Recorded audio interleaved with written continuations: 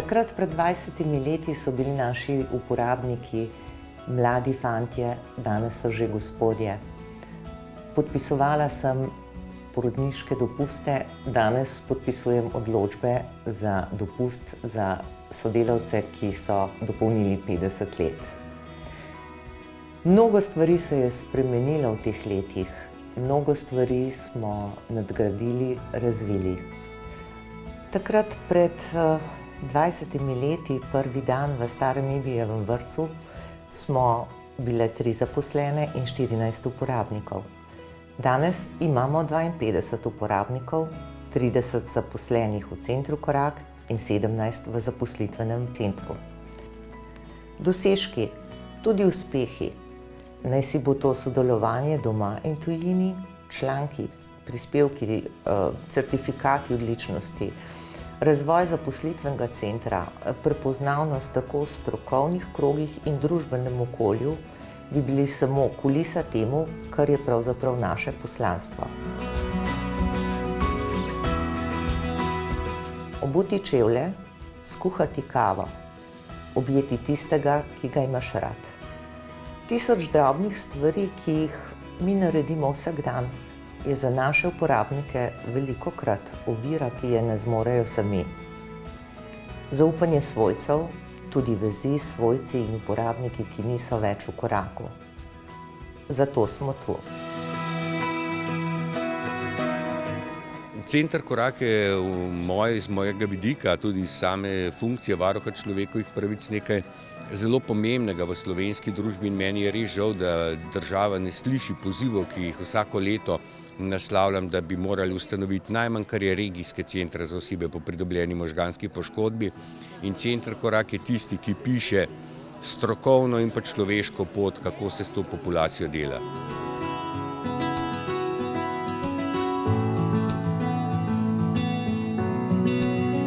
Kot predstavnik države, kot predstavnik ministrstva se še kako močno zavedam dolga, ki ga pa na drugi strani družba in država tukaj ima.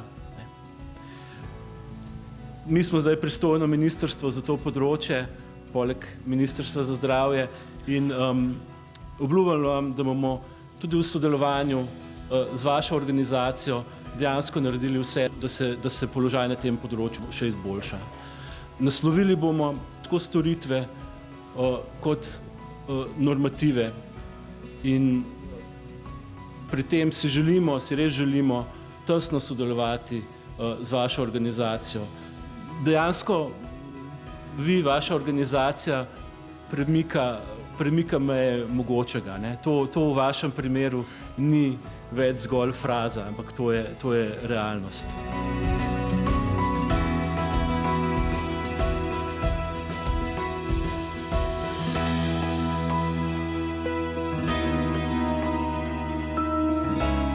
Ponosna sem, ker smo ohranili tisto več.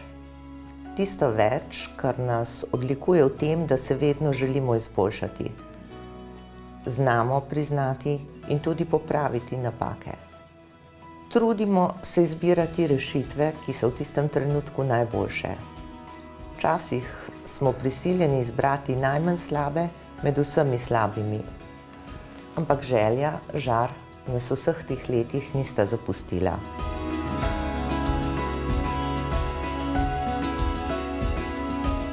Naša življenja so se nenadoma, nepričakovano, nepredstavljivo obrnila v drugo smer. Smer, ki si je nismo izbrali ali jo načrtovali. Stare poti naenkrat ni bilo več. Naši svojci, še včeraj delovno, učno, družbeno aktivni, so postali povsem odvisni od drugih. Bolezen ali poškodba je spremenila njih in nas. Ko spoznaš, da marsičesa ne zmoreš več, da nekaterih prijateljev ni več, da se staro življenje ne bo več vrnilo v iste tirnice, je težko. Korak nam je pomagal odkriti novo pot, najti nova spoznanja, razumevanja, ustvariti nove cilje, drugačne, a nič manj pomembne. S pomočjo Koraka in zaposlenih v njem smo uspeli obrniti nov list v življenju. Prišli so novi ljudje, prijatelji, ki nas sprejemajo in razumejo. Pomanjkljivosti postajajo vsakdanje, naučiš se jih sprejemati in naučiš se sprejemati sebe takšnega, kot si. In ko se sprejmeš, te sprejmejo tudi drugi.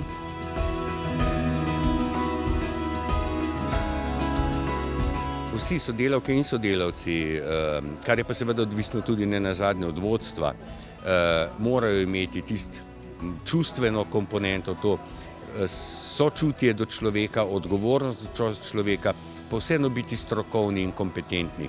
Tako da to je neka taka skupek nekih človeških, osebnih lastnosti in pa tudi znanja, ki naredi to zgodbo koraka še toliko bolj kompletno.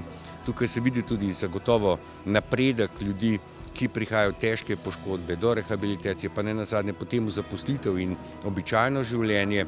In zaradi tega pravim, da so ljudje, ki so vključeni v korak, privilegirani, zaradi tega, ker večina prebivalk in prebivalcev Slovenije, ki so v podobni situaciji, tega žal nima.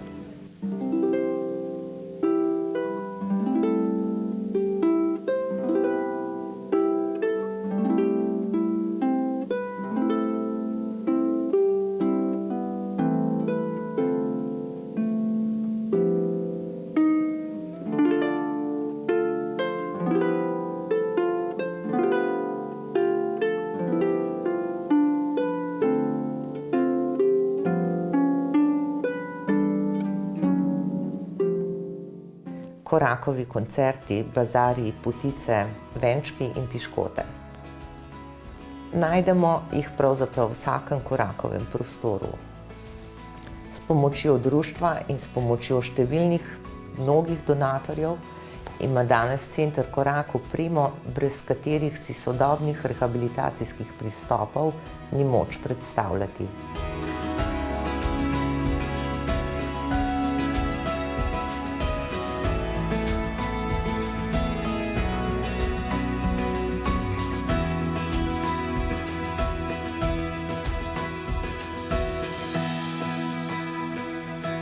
Društvo Klub En korak več je bilo ustanovljeno leta 2010, vse z namenom, da pomagamo uporabnikom Centra Korak.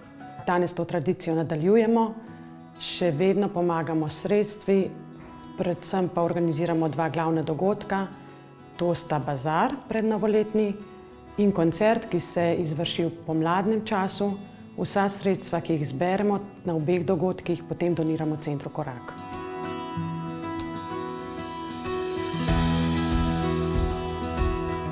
Organizacija bazarja je za nas kar velik projekt. Aktivno sodeluje nekje okrog 30 klubov in potem začnemo z izdelovanjem novoletnih aranžmajev. Tik pred zdajci v zadnjem tednu se zberemo, da spečemo vse piškote. Letos je bilo spečenih prek 60 kg in potem vse pravzaprav teži k temu, da je na bazarju predstavimo svoje delo, prodamo svoje izdelke, zberemo sredstva in tako pomagamo Centru Korak.